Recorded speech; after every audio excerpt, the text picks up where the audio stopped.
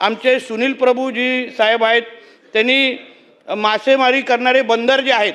त्या संदर्भात थोडी चिंता व्यक्त केली। त्यांनी विचारलं की बाबा ह्यांना आपण पैसे देत नाही, ह्या बाबतीमध्ये थोडं म्हणजे निधी देत नाही, ह्या बाबतीमध्ये त्यांनी चिंता व्यक्त केली। अध्यक्ष महोदय, आपल्या माध्यमातून मी त्यांना सांगू इच्छितो की आपल्या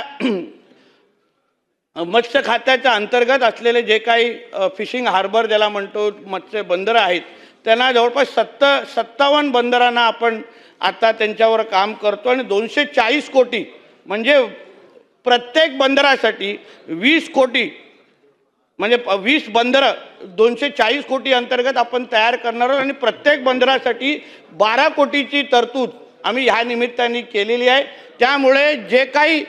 फिशिंग लँडिंग सेंटर आहेत त्या सगळ्यांना विकसित करण्याचं काम या निधीच्या माध्यमातून आम्ही करणार आहोत आणि त्याच्यामुळे थेट मच्छीमारांचा फायदा या निमित्ताने